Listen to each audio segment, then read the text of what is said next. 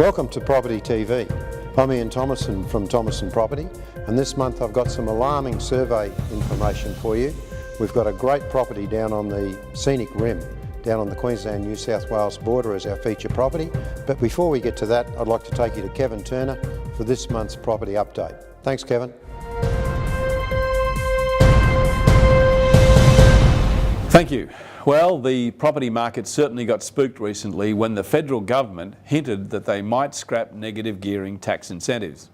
I agree that changes need to be made to the superannuation scheme to make it more progressive, and that the first home savers scheme maybe should be scrapped. But the federal government need to leave changes to negative gearing incentives off the table. The first home savers account scheme simply has not worked. It's too restrictive in how the funds can be used and doesn't account for the fact that it's hard for young people to save for a deposit and be expected to invest additional funds into a superannuation scheme at the same time.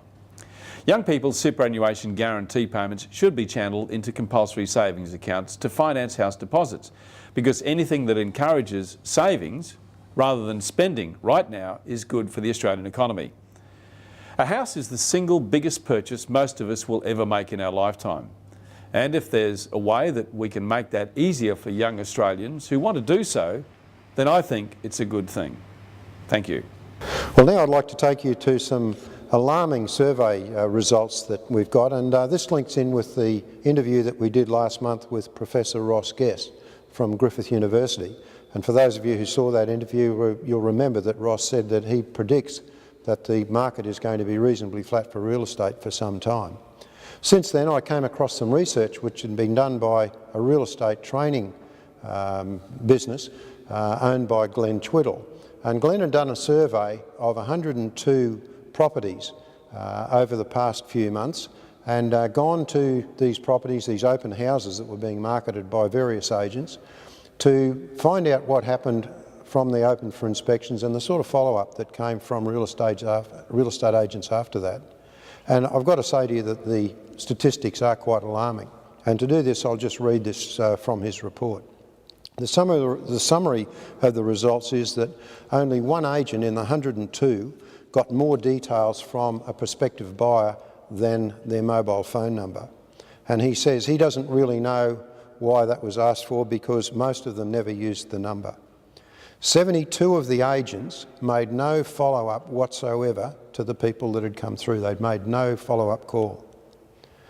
Only 2 of those agents followed up with the prospective buyer on the day, and only 2 followed up with more than 1 call. 83 of the agents made no attempt whatsoever to sell the property in any way, and he said that most agents handed out property brochures, but only one had outstanding property promotional material, such as an extra info, DVD, video tour, etc. Now, this is the really alarming part, is that 4 of the agents didn't even show up for the open home at the promoted time. Now, why am I telling you this?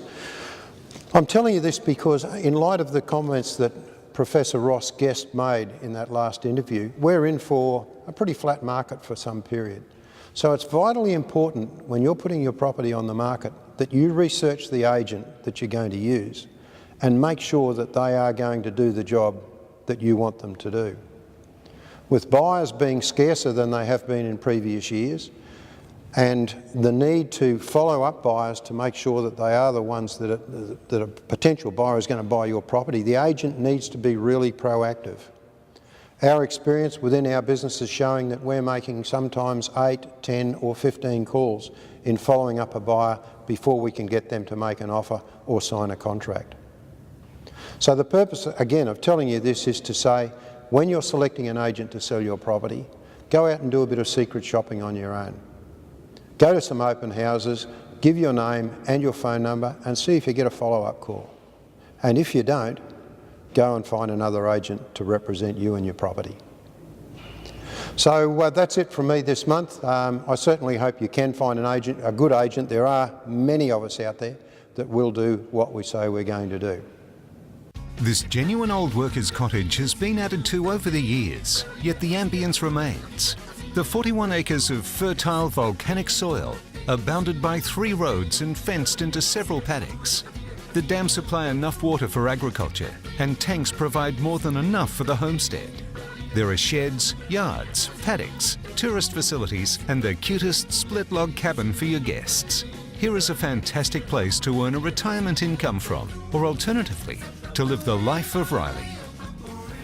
Well, I'm sure you'll agree with me that that 40-acre property down at Mount Barney is an absolutely fantastic opportunity. And for those of you who like alpacas, what a great way to have a little business going on the side. But with that, thanks very much for joining us this month, and I look forward to seeing you for our next edition of Property TV.